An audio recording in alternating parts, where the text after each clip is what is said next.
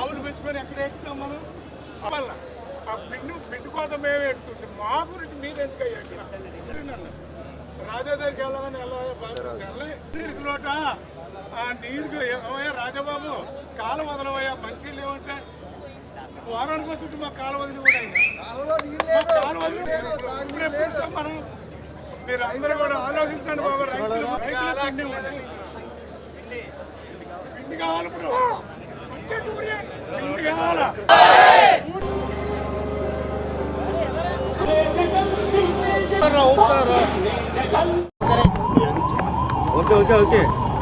కూటమి ప్రభుత్వం ఏర్పడి 15 నెలలైంది. ప్రభుత్వం ఏర్పడినప్పటి నుంచి నేటి వరకు ప్రజావసరాలు తీర్చడంలో ఈ ప్రభుత్వం ఘోరంగా వైఫల్యం చెందింది. ప్రతి సందర్భంలోనూ ప్రత్యేకంగా రైతుల్ని ఈ ప్రభుత్వం వెన్నువిరిచింది. రైతుల ఆత్మహత్యలకు కారణం అవుతూ ఉంది. గతంలో రైతుల ఆత్మహత్యలు వినలేదు మనం, ఇవాళ రైతుల ఆత్మహత్య చేసుకునేటువంటి పరిస్థితి తీసుకొచ్చింది. చంద్రబాబు నాయుడు గారు పదే చెప్తా ఉన్నాడు, చెప్పిందేది వాస్తవాలు కాదని ఇవాళ ప్రజలకు తెలిసింది. నేను అడుగుతున్నాను చంద్రబాబు నాయుడు గారిని కానీ ఈ రాష్ట్ర ప్రజల్ని అర్థం చేసుకోమని అడుగుతున్నాను. జగన్మోహన్ రెడ్డి గారు బయటకు వచ్చి మిర్చి ధర గురించి యార్డుకి వెళ్తే కానీ కేంద్రానికి ఉత్తరం రాయలేనటువంటి దయనీయ స్థితి ఈ ప్రభుత్వాన్ని. ధాన్యానికి సకాలంలో డబ్బులు చెల్లించట్లేదని ఉద్యమం చేస్తే కానీ చెల్లించినటువంటి దయనీయ స్థితి ఈ ప్రభుత్వాన్ని. పొగాకు ధరలు అడ్డంగా పడిపోయాయి. వాళ్ళని ఆదుకోమని జగన్మోహన్ రెడ్డి గారు యార్డుకి వెళ్తే కానీ కేంద్రానికి ఉత్తరం రాయలేనటువంటి ఈ ప్రభుత్వం పెద్ద చంద్రబాబు నాయుడు గారు. అలాగే మామిడి పంట రైతులు రోడ్ల మీద పడేస్తున్నారని జగన్మోహన్ రెడ్డి గారు వెళ్ళి పరిశీలిస్తే కానీ అక్కడ మామిడి రైతులకి న్యాయం జరగనటువంటి పరిస్థితి. ఇవాళ పంట వేసిన రైతు సకాలంలో యూరియా వేయకపోతే ఆ పంట ఎదగదని ఏపుగా తెలిసినటువంటి రైతు ఇవాళ మనోవేదనతో బారుల తీరి ఎండలో చెప్పులేమో వరుసలో పెడతా ఉంటారు.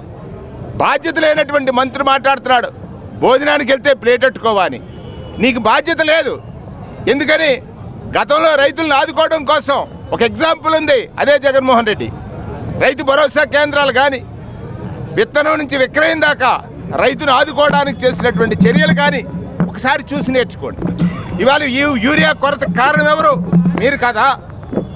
బ్లాక్ మార్కెట్లో యూరియా దొరుకుతుందంటే ఆ బ్లాక్ మార్కెట్ని నియంత్రించలేని అసమర్థ ప్రభుత్వం కాదా ఇది అని అడుగుతున్నాను. ఈ ప్రభుత్వం యొక్క తీరు వల్ల బ్లాక్ మార్కెట్లో అమ్ముకునే వాళ్ళు యథేచ్ఛగా అమ్ముకుంటుంటే యూరియా రాలేదు. నిన్న ఇవాళ పత్రికలో చూసాం, ఆంధ్రజ్యోతి, ఈనాడు పత్రికలు రాస్తూ ఉన్నాయి.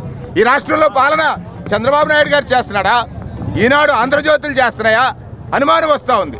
ఇవాళ కేంద్ర మంత్రి గారితో ఆయన మాట్లాడారట, నిన్న కేంద్ర మంత్రి గారితో మాట్లాడారట. మరి 9వ తారీఖున రైతులకు అండగా ఇవాళ అన్నదాత పోరు కార్యక్రమానికి పిలుపునిచ్చింది వైఎస్ఆర్ కాంగ్రెస్ పార్టీ. ఇవాళ ఎంత దౌర్భాగ్యం. మేము శాంతియుతంగా రైతుల పక్షాన రైతుల కష్టాలని ప్రభుత్వానికి మరొకసారి తెలియజేసి కళ్ళు తెరిపించాలని రెవెన్యూ డివిజన్ అధికారికి వినతి పత్రం ఇవ్వాలని ఇక్కడ 3 నియోజకవర్గాలకు సంబంధించిన డాక్టర్గా సూర్యనారాయణ రెడ్డి గారు అనపర్తి నుంచి, రూరల్ నుంచి నేను, రాజానగరం నుంచి రాజా గారు, వైఎస్ఆర్ కాంగ్రెస్ పార్టీ శ్రేణులందరూ కూడా వెళ్తూ ఉంటే పోలీసులు పెట్టి మీకు అనుమతి లేదంటున్నారు. మేము అనుమతికి అప్లై చేసాం, అనుమతి ఇవ్వలేదు. అనుమతి ఇవ్వటం లేదంటే ఎంత దురదృష్టమో చూడండి. రైతుల మీద ఎంత కసి ఉంది, ఎంత కక్ష ఉంది. ఆనాడు విద్యుత్ ఉద్యమంలో కాల్పించారు, కాల్దారిలో కాల్పించారు. చంద్రబాబు నాయుడు గారు ఇవాళ అంటున్నారు వరి వేయొద్దని, ఎరువులు ఎక్కువ వాడుతున్నారు మీరు తక్కువ వాడమని. అంటే ఏదో సామెత గుర్తొస్తూ ఉంది. మీరు ఎరువులు సకాలంలో సప్లై చేయాల్సిన బాధ్యత ప్రభుత్వం పెద్దగా మీదే. అది చెయ్యక దాన్ని బ్లాక్ మార్కెట్లో అమ్ముకునే వారికి ఆస్కారం ఇచ్చి ఇవాళ మీరు చేసే ప్రకటన చూసిన తర్వాత అన్నదాత మనోవేదన చెందుతున్నాడు. రైతు కంట కన్నీరు ఏరులై పారుతూ ఉంది. ఆ క్షోభ, ఆ రైతు యొక్క శాపనార్థాలు నీకు ఖచ్చితంగా తగులుతాయి. చంద్రబాబు నాయుడు గారు ఆలోచించండి. అంటే అధికారం ఉంటే మీ ఇష్టానుసారం చేయటం అనేది కాదు. ఇవాళ ఏదైతే రైతు పక్షాన నిలబడి పోరు చేస్తానన్నటువంటి వైఎస్ఆర్ కాంగ్రెస్ పార్టీని అడ్డుకోవడం అంటే రైతు నడ్డి మీద లాఠీలతో కొట్టినట్టుగానే భావించాలి. రైతు మనోవేదనతో ఉన్నాడు, బాధలో ఉన్నాడు. ఆ రైతుకు అండగా నిలవడం కోసం మీరు ఎన్ని అడ్డంకులు సృష్టించినా రైతుల పక్షాన పోరాటం చేయడానికి జగన్మోహన్ రెడ్డి గారు, వైఎస్ఆర్ కాంగ్రెస్ పార్టీ శ్రేణులు ఎప్పుడు కూడా సిద్ధంగా ఉంటాయని సందర్భంగా మనం చేస్తా ఉన్నాం.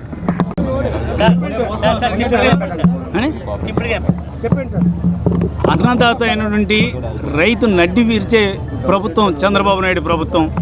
ఎంచేతనంటే ఈ ప్రభుత్వం రైతులకు సహకారం అందించకపోగా కనీసం ఎరువును కూడా సమయానికి వాళ్ళు సప్లై చేయలేకపోవడం. అంతేకాకుండా చంద్రబాబు నాయుడు ఒకటే అంటున్నారు, ఈ యూరియాని ఎక్కువ వాడొద్దని. దశాబ్దాల తరబడి వ్యవసాయం చేస్తున్న రైతులకే తెలుసు ఎప్పుడు యూరియా వేయాలా, ఎప్పుడు యూరియా వేయకూడదా అన్నది. అది చంద్రబాబు నాయుడు చెప్పక్కర్లేదు. అంటే దాన్ని సప్లై చేయలేక కేవలం రైతుల్ని ఒక రకంగా చెప్పాలంటే ఏదో రకంగా మభ్యపెట్టాలని, టాపిక్ డైవర్ట్ చేయాలని ఈ యూరియా వేయొద్దని ఆయన చెప్పడం.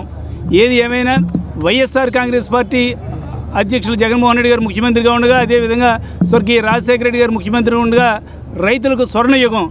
ఈ రోజున రైతులకి ఈ కూటమి ప్రభుత్వ అధికారంలోకి వచ్చిన తర్వాత శాపంగా మారిందని ఈ సందర్భంగా తెలియజేస్తూ, ఏది ఏమైనా వైఎస్ఆర్ కాంగ్రెస్ పార్టీ ఎప్పుడూ రైతుల పక్షాన పోరాడుతూ ఉంటుందని, రైతుల డిమాండ్లకు ఎప్పుడూ కూడా పూర్తి మద్దతు ఉంటుందని ఈ సందర్భంగా తెలియజేస్తాను. కుప్పల తప్పలుగా హామీలు ఇవ్వడం, ఎన్నికల అనంతరం వాటిని పూర్తిగా విస్మరించడం అనేటువంటిది నారా చంద్రబాబు నాయుడు గారికి వెన్నతో పెట్టినటువంటి విద్య. ఆయన రాజకీయ ప్రస్థానం అంతా కూడా అబద్ధాలు, మోసాలు, దగా చేయడం తప్పితే మరొకటి లేదు.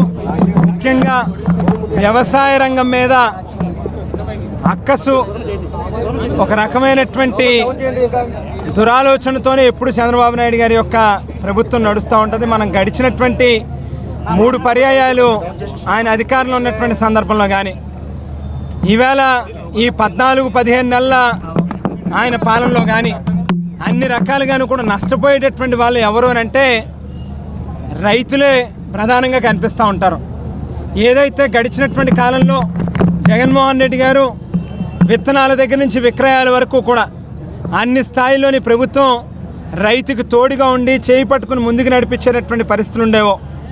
ప్రతి రైతుకి కూడా గ్రామ స్థాయిలోనే ఒక రైతు భరోసా కేంద్రాన్ని, ఒక వ్యవసాయ అగ్రికల్చర్ అసిస్టెంట్ని పెట్టి మరి అన్ని స్థాయిల్లోని కూడా రైతుని అన్ని రకాలుగా ఆదుకునేటటువంటి పరిస్థితులు ఉంటాయి. ఇవాళ ఈ ప్రభుత్వం కనీసం ఎరువులు కూడా ఇవ్వలేనటువంటి దౌర్భాగ్యమైనటువంటి పరిస్థితిలో ఉంది. తిరిగి చంద్రబాబు నాయుడు గారు ఎరువులు తక్కువ వాడండి, లేకపోతే ఈ రకంగా చేయండి అని చెప్పి రైతులకు సలహాలు ఇవ్వడం అనేటువంటిది ఆయన యొక్క చేతగానితనానికి నిదర్శనంగా కనిపిస్తూ ఉంది. ఇవాళ ఒక్కటే హెచ్చరిస్తూ ఉన్నాం ఈ ప్రభుత్వానికి, ఏదైతే గడిచినటువంటి 15 నెలల అప్రజాస్వామిక పాలన ఈ రాష్ట్రంలో జరుగుతూ ఉందో దానిని ఎవరు నిలదీసినా కూడా పోలీసు యంత్రాంగాన్ని ముందు పెట్టుకుని ఏదో రకంగా అడ్డుకోవాలనేటువంటి మీరు చేస్తూ ఉన్నటువంటి ప్రభుత్వం ఏటెళ్ల కాలం ఇది సాగదు. ప్రజల్లో తీవ్రమైనటువంటి వ్యతిరేకత వస్తూ ఉంది. ప్రజలు ఒక్కసారి తిరుగుబాటు అనేటువంటిది మొదలు పెడితే ఖచ్చితంగా గతంలో మీకు వచ్చినటువంటి పరిస్థితులు గుర్తు చేసుకోండి అని చెప్పి సందర్భంగా మీకు చెప్తా ఉన్నాం. ఇవాళ బీజేపీ కానీ, జనసేన కానీ, తెలుగుదేశం కానీ 3 రాజకీయ పార్టీలు కూడా ఎన్నికల్లో వేల కొద్ది హామీలను ఇచ్చి ఇవాళ ఏవైతే ఒక్కటి కూడా నెరవేర్చట్లేదో ఖచ్చితంగా తీవ్రమైనటువంటి ఆగ్రహంతో ప్రజలందరూ కూడా ఉన్నారు. ముఖ్యంగా పవన్ కళ్యాణ్ గారిని కూడా అడుగుతూ ఉన్నాం. మాట్లాడితే ఏదో పెద్ద పెద్ద కేకలు, అరుపులు వేస్తూ ఇది చించేస్తా, అది చించేస్తా అని చెప్పి చెప్తా ఉన్నటువంటి మనిషి, నీలో నిజంగా ఏదైనా రాజకీయ నిబద్ధత ఉంటే, ప్రజలకు ఏదైనా మంచి చేయాలి అనేటువంటి ఆలోచన నీలో ఉంటే రైతులకి ఇవాళ కనీస బాధ్యతగా ఈ ప్రభుత్వం ఎరువులనైనా సప్లై చేసేటటువంటి కార్యక్రమం చేయండి. సినిమా డైలాగులు పక్కన పెట్టి వాస్తవంలోకి రండి అని చెప్పి సందర్భంగా నిలదీస్తూ ఉన్నాం. ఆ పక్కన కేంద్రం నుంచి బీజేపీ ప్రభుత్వంలో వీళ్ళే భాగస్వామిగా ఉన్నారు. అటువంటప్పుడు ఎందుకు కనీసం రైతులకి ఎరువులను కూడా సరైనటువంటి సమయంలో అందించలేనటువంటి పరిస్థితి ఉందనేటువంటిది మనం ఆలోచన చేస్తే కేవలం ఏదో రకంగా ప్రతి అంశాన్ని కూడా కమర్షియల్గా ఆర్థికంగా వాళ్ళకు ఉపయోగపడేటట్టుగా చేసుకోవాలనేటువంటి దాంట్లో భాగంగానే ఇవాళ ఆఖరికి ఎరువులను సైతం విడిచిపెట్టకుండా బ్లాక్ మార్కెట్ చేసుకుని డబ్బులు సంపాదించుకునేటటువంటి కార్యక్రమానికి తెరలేపారు. ఇది మంచి పద్ధతి కాదు. ఖచ్చితంగా రైతులు కూడా ప్రభుత్వం మీద తిరగబడేటటువంటి రోజు దగ్గరలోనే ఉంది. జగన్మోహన్ రెడ్డి గారి యొక్క పిలుపు మేరకు ఈ రాష్ట్రంలో ఉన్నటువంటి ప్రతి రైతుకి కూడా వైఎస్ఆర్ కాంగ్రెస్ పార్టీ అండగా నిలుస్తుంది అని చెప్పి తెలియజేస్తూ ఇవాళ తూర్పుగోదావరి జిల్లాలో కూడా మరి వైఎస్ఆర్ కాంగ్రెస్ పార్టీ అధ్యక్షులు చెల్లిబోయిన వేణుగోపాలకృష్ణ గారి యొక్క నాయకత్వంలో ఇవాళ ఈ జిల్లాలో ఉన్నటువంటి వారు అందరం కూడా రైతుల పక్షాన పోరాటానికి సిద్ధమయ్యాం. ఇక్కడ పోలీసుల్ని పెట్టి అడ్డుకుంటా ఉన్నారు. ఇది మంచి పద్ధతి కాదు అని చెప్పి ఈ సందర్భంగా ఈ ప్రభుత్వానికి హితవు పలుకుతూ సెలవు తీసుకుంటా ఉన్నాం.